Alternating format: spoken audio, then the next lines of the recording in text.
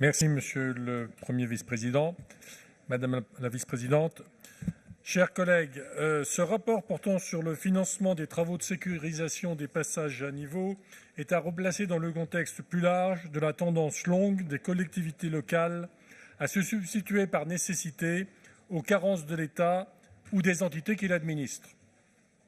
On ne reviendra pas sur la nécessité de supprimer les passages à niveau au regard des tragédies de ces dernières années. On s'interrogera en revanche sur la raison pour laquelle la région s'implique dans ce qui la concerne à la marge, eu égard à ses domaines de compétences. Force est de constater que pour maintenir les infrastructures indispensables à l'économie, la région a dû assumer au fil des ans, dans des proportions encore impensables il y a une décennie, des pans entiers de charges revenant de droit à la SNCF ou à l'État. Ainsi, ce rapport intervient après non seulement l'achat du matériel roulant dont nous n'avons même pas la maîtrise des performances d'exploitation, mais désormais l'entretien des voies, sans pour autant déduire la facturation de la SNCF pour ses services. Quand on compare ce qui se fait euro pour euro dans d'autres pays, on se dit qu'il y a forcément quelque chose qui ne fonctionne pas à la SNCF pour arriver à négliger de façon aussi systématique ces infrastructures jusqu'à la fermeture de ces lignes ou de ces services fret, par exemple, avec presque une forme de soulagement. Que dire d'une entreprise qui met un point d'honneur, si l'on peut dire, à utiliser le terme usager à la place du terme client? Mais profitons de ces débats pour aller plus loin, pour comprendre le fonctionnement d'une entreprise dont on ne sait en fait rien. Car en fait, il y a mieux. Je viens d'apprendre qu'un simple kiosque à sandwich se louait Gare du Nord 2 000 € par jour. 2 000 € par jour. Et je rassure mon excellent collègue Jacquard, c'est bien la SNCF et elle seule, j'ai pu le vérifier, qui encaisse les loyers des espaces commerciaux qu'elle loue actuellement Gare du Nord. Et ailleurs d'ailleurs, sans compter la vente des fichiers Internet de ses clients et des produits dérivés.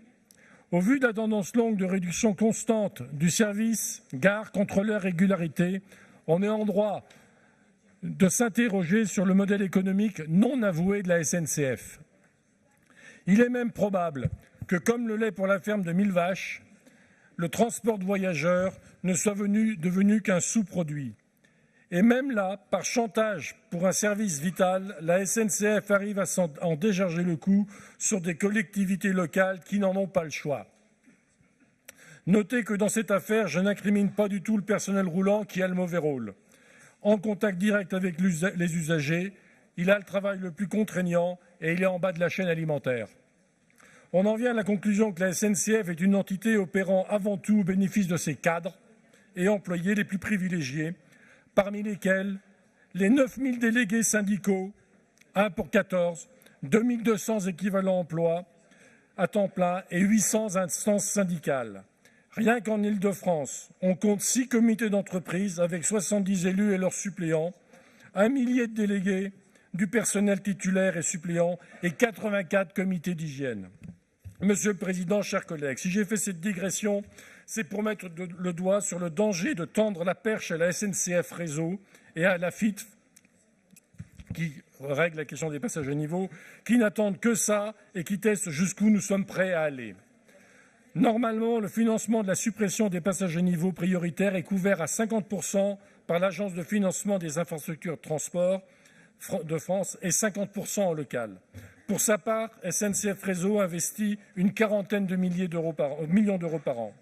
Monsieur le Président, vous avez choisi de prendre acte des carences de l'État et des entités qui l'administrent dans le domaine du transport ferroviaire et d'engager une politique volontariste, bousculant les codes, éventuellement à l'emporte-pièce, sans être péjoratif. Pour notre part, nous ne nous plaindrons pas, car nous adhérons au principe « aide-toi, le ciel t'aidera ». Nous attendrons avec impatience les actes qui démontreront que ce rapport, un peu surprenant par sa portée et les moyens mis à disposition, est suivi d'effets autres que l'effet d'annonce.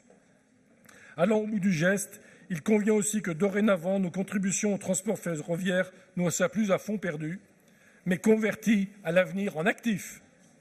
Nous avons déposé un amendement censé adresser les questions soulevées dans cette intervention et nous réserverons notre vote à l'acceptation de cet amendement. Merci, Monsieur De Siès. Je vous propose de passer